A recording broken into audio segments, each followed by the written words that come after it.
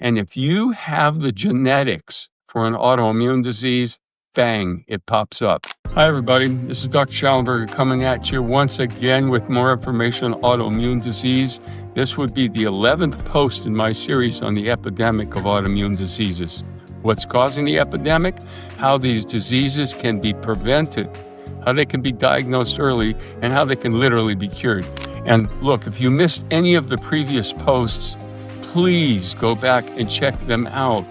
Autoimmune disease is epidemic now, and up to 25% of the American population is going to have one. You could be in that 25% if you're not already. So pay attention, please. In this episode, I'm going to talk to you about adrenal exhaustion. This has to do with the adrenal gland. These are two glands on either side of your upper back, right above the kidneys, and they produce two really important hormones when we're under stress. Now, that stress could be emotional stress, but it could also be physical stress. For example, chronic pain, chronic illness, inability to sleep adequately, or it could be lifestyle type of stresses. You're drinking too much, you're smoking too much, you're not getting enough sleep, you're pushing yourself too hard.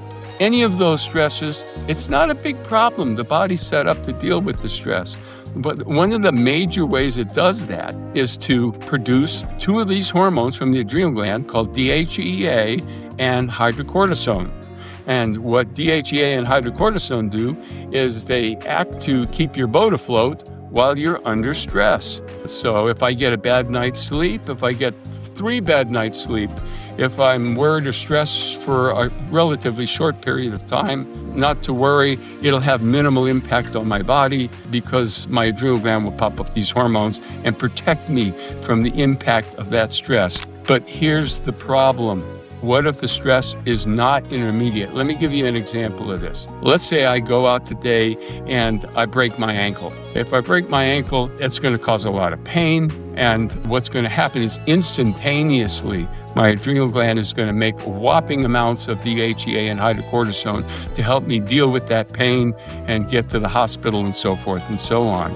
Now, when the fracture is eventually healed and the pain is gone, and as it's going and as it's healing, my body will make progressively less hydrocortisone and DHEA because it doesn't need so much. Initially, it might make up to 10 times the normal amount of hydrocortisone and DHEA to keep up with the stress of that fracture.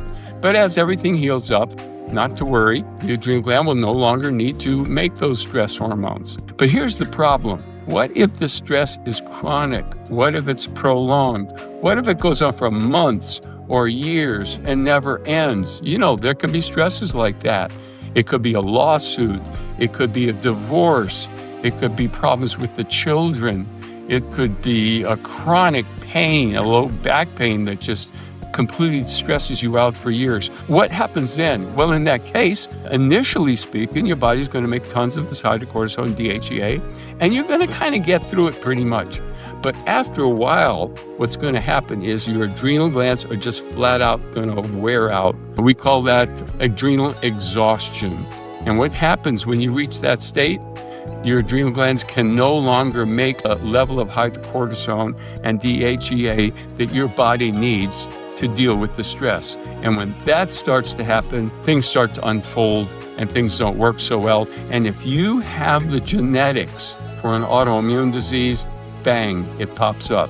Now, this state of adrenal exhaustion was first described by Dr. Hans Selye in 1936. And he called it the general adaptation syndrome. And here's why it's so important. Hydrocortisone and DHEA act to suppress the Th2 part of the immune system. And if you've been paying attention to what I think was the last post, you know that it's an activation of the Th2 system that brings on the autoimmune disease. Remember, hydrocortisone and DHEA act to stop that. So everything's just fine until you can't make enough. Once you can't make enough, then the Th2 system starts to get activated. And if you have the genetics for an autoimmune disease, that's when it's probably going to pop up. One review paper on hormones and autoimmune disease states, in relation to environmental factors, retrospective studies have found that a high proportion of patients, and they specifically mentioned 80% of the patients mentioned an unusually stressful situation before the disease onset. That is so common. I see it all the time. Patient comes in to see me. I ask them, well, when did you first start to see the signs and symptoms of this autoimmune disease? And were you highly stressed for the time before then?